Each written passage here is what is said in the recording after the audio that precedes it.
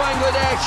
Mahmudullah hits. দেশকে তিনি বহুবার জিতিয়েছেন। 2015 সালে ওয়ানডে বিশ্বকাপে 2টি সেঞ্চুরি, চ্যাম্পিয়ন্স ট্রফিতে ম্যাচ জেতানো ইনিংস ছাড়াও নিদাহাস ট্রফির গুরুত্বপূর্ণ ম্যাচে শ্রীলঙ্কার বিপক্ষে একাই জিতিয়েছেন দলকে। যত নম্বর পজিশনে ব্যাটিংয়ে নামানো হোক কখনো প্রতিবাদ করেননি, নীরবে পারফর্ম করে গেছেন। 16 বছর ধরে ব্যাট বলে ভীষণ কার্যকর মাহমুদুল্লাহ রিয়াদ বিপদে পড়া দলকে টেনে তুলেছেন বারবার। বারংবার বিজয় ছিনিয়ে এনেছেন হেরে যেতে বসা সব ম্যাচে। Short boundary gone for 6.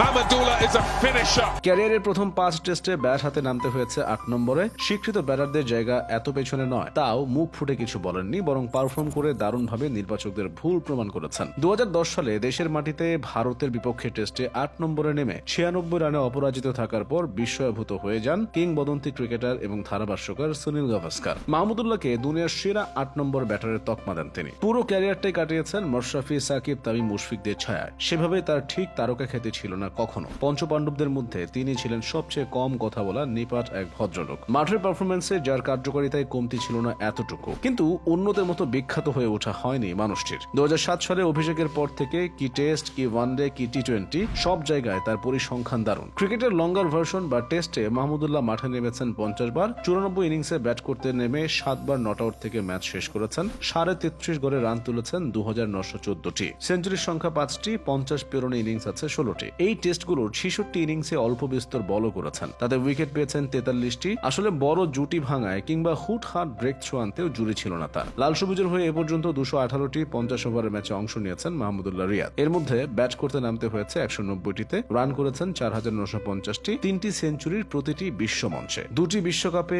1টি চ্যাম্পিয়ন্স ট্রফিতে, হাফ সেঞ্চুরির সংখ্যা 27টি। ক্যারিয়ারের শুরুতে ওপরের দিকে জায়গার জন্য লড়াই করা এই ব্যাটারের স্ট্রাইক রেটও বেশ ভালো, 76.20, গড় 35-এর বেশি। এটি কি বিশ্বমানের বলা ছাড়া উপায় নেই। ওয়ানডেতে 146 ম্যাচে বোলিং করে উইকেটের সংখ্যা 82টি। পার্ট টাইম বোলার হিসেবে রান পার ওভার 5-এর কিছুটা বেশি খারাপ নয়। তিনি টি20তে মাঠে নেমেছেন 121 বার, ব্যাটিং করেছেন 113 ম্যাচে, রান সংখ্যা 2122, গড় প্রায় 24, স্ট্রাইক রেট প্রায় 118, হাফ সেঞ্চুরি আছে 6টি। এর মধ্যে 70টি ম্যাচে বল করার সুযোগ পেয়েছেন, উইকেট পেয়েছেন 38টি, ওভার প্রতি রান দিয়েছেন 7.18। অর্থাৎ 3 ফরম্যাট মিলিয়ে তার মতো কার্যকর ক্রিকেটার বাংলাদেশের ক্রিকেটে হাতে গোনা। তবু মাহমুদুল্লাহর ক্রিকেট ক্যারিয়ারের বেশিরভাগ সময়ই গেছে আফসোসের মধ্য দিয়ে। বারবার শুনতে হয়েছে অকার্যকারিতার কথা। ক্যারিয়ারের শেষ বেলায় এসে আবার বিতর্ক সৃষ্টি হয়েছে 37 পেরোনো স্পিনিং অলরাউন্ডারকে নিয়ে। বয়সের কারণে রিফ্লেক্স কমে যাওয়া, বাজে ফিল্ডিং, রানিং বিটুইন দ্য উইকেটে মন্থর গতি এবং জেতার জন্য ক্ষিপ্ত না হয়ে বরং সম্মানজনক হারের পেছনে ছোটা, এসব নিয়ে অনেকে প্রশ্ন করছেন। তবে তার বদলে বিকল্পের সন্ধান বা শ্রেয়তর কোনো নামের প্রস্তাব কেউই করতে পারছেন না। 7 বা 8-এ নেমে রিয়াদ যখন ধীর গতিতে খেলছেন বলা হচ্ছে, অধিকাংশ ক্ষেত্রে সে সময় বাংলাদেশের উইকেট পড়ে যায় 5টি বা 6টি। একটু ধরে না খেললে অনেক সময় 200 রান পূর্ণ না হওয়ারও ঝুঁকি থেকে যায়। এমন অবস্থায় ইনিংস টেনে নিয়ে চ্যালেঞ্জিং স্কোর দাঁড় করানো হয়ে পড়ে কঠিন।